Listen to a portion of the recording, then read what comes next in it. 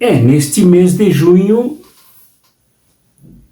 nós comemoramos, não digo comemoramos, mas nós nos lembramos dos 10 anos das desastradas, vergonhosas, vexaminosas manifestações de 2013, desse mesmo mês.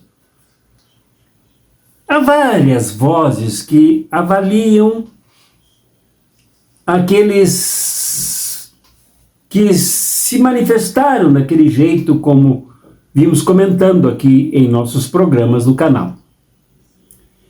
Há os que avaliam de fora, sem participar daquilo. Há os que avaliam como corretamente tudo aquilo. Há os que avaliam mais analiticamente, procurando entender o que se passou lá e as consequências, os desdobramentos catastróficos daquele mês de junho de 2013. Aqui eu invoco um jovem, que naquela época era muito guri, e que é tido nas redes sociais como influenciador, como influencer. Destaco que sobre mim não tem a menor influência, não tenho nenhum hábito em ouvir esse rapaz. Ele não tem nada a me dizer. Mas ele é ouvido por milhões de brasileiros e brasileiras, e naquela oportunidade ele era um dos envolvidos internamente nas manifestações. Ele se refere a duas presenças suas no Rio de Janeiro, mas é evidente que a visão que ele tinha do governo Dilma e do Brasil, e diga-se muito acentuadamente, daquelas manifestações, o fizeram um militante daquela porcaria. Pois o seu Felipe Neto, que é bastante bajulado por setores da própria mídia tradicional,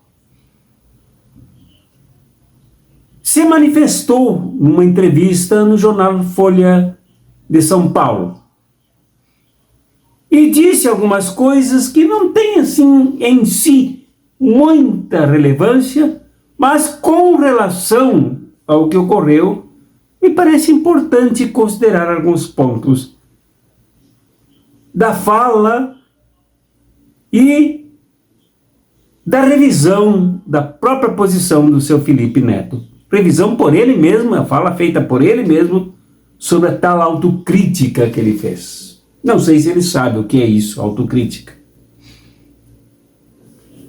Mas ele disse que em 2023 ele era ignorante sobre a situação. É bom quando uma pessoa reconhece isso. Digo honestamente aqui sem nenhuma ironia.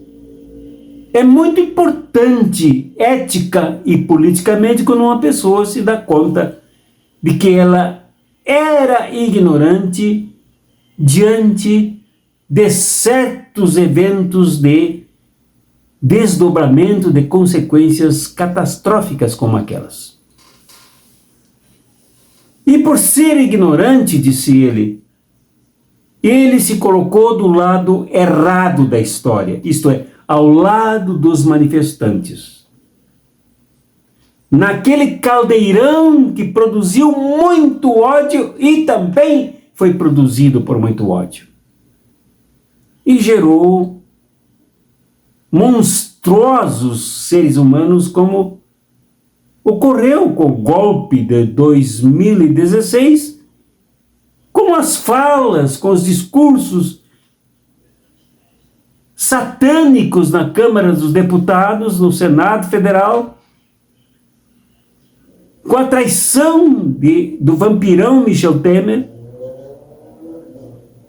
que era vice-presidente na chapa da presidenta Dilma. Isso foi gravíssimo, gravíssimo, porque ele traiu não somente a presidenta, mas ele traiu o programa de governo eleito para executar aquilo que ele negou, que ele traiu vergonhosamente para impor um outro, a partir de uma barbárie que ele chamou de pontes para o futuro, que depois mais claramente se configurou como pinguelas para o desastre e destruição do Brasil.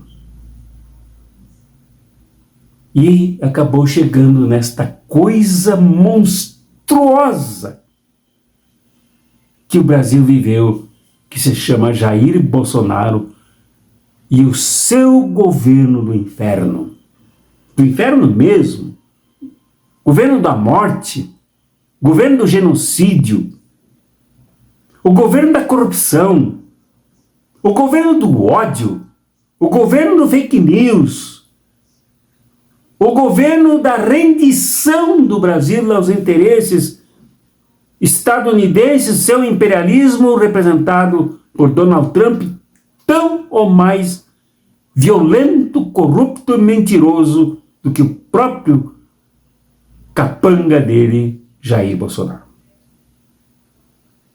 Então, Felipe Neto se colocou ao lado de tudo isto, do lado errado da história, do lado injusto da história, do lado criminoso da história, do lado desastroso da história, do lado destrutivo do Brasil. Por isso ele fez esta afirmação. E disse também que naquela oportunidade as pessoas não sabiam por que se encontravam nas ruas. Isto é muito interessante. As pessoas só sabiam dizer que se encontravam insatisfeitas, se sentiam insatisfeitas. E é verdade. As pessoas gritavam pelas ruas, inclusive a tal de classe média, que de média não tem nada. Perdeu a média, não tem média. Não é classe, é parte da classe trabalhadora. Esta classe pedia por saúde, hospitais, laboratórios, consultórios, postos do SUS, padrão FIFA. Um absurdo, uma coisa vergonhosa para o Brasil, porque expôs o Brasil internacionalmente ao vexame da vergonha e depois da derrota na Copa do Mundo. Tudo isso saiu de lá. Daquela turba, como disse Felipe Neto a respeito de si mesmo, da sua atitude, da sua visão, aquela turba de ignorantes que não conhecia as causas da crise, não conheciam as causas das turbulências econômicas e sociais e afundaram. Não afundaram sozinhos, afundaram o Brasil. Não destruíram o governo sozinhos, destruíram o Brasil. Foi uma coisa terrível. Está certo, Felipe Neto. Nem é preciso considerar aqui aqueles que eu chamo de hipócrita, porque antes estava daquele lado e agora está do outro. Quem garante que não mudará de lado de novo? Isto é irrelevante. O que é importante aqui é reconhecer que o lado no qual se encontrava, militava, defendia ideias era um lado absolutamente oposto à justiça e à dignidade do país. E finalmente, querendo se justificar, me dá a impressão, assim, na sua entrevista, de que ele vive ainda os estertores de um enorme sentimento de culpa. Isto deve ser um sentimento de quem se sente traidor do Brasil, de quem se sente o traidor da presidenta Dilma. Tanto que depois ele pediu perdão para a presidenta Dilma, votou no presidente Lula, defendeu a candidatura de Lula. Mas ainda restam culpas, porque a traição a um país como o nosso, traição ao nosso povo, é coisa que deixa marcas em forma de destruição, extinção de empregos, destruição de empresas, emagrecimento do Estado com suas políticas públicas e deixa marcas da pessoa que se sente traidora, evidentemente. Mas querendo se desculpar, ele diz que se sentiu manipulado. Que foi manipulado. Muita gente, milhões de pessoas foram manipuladas. Até mesmo aqueles que ainda não se arrependeram foram manipulados. Aqueles que se arrependeram e passaram a uma migração, passaram a um movimento, fizeram um automovimento, uma autocrítica concreta e real, foram manipulados.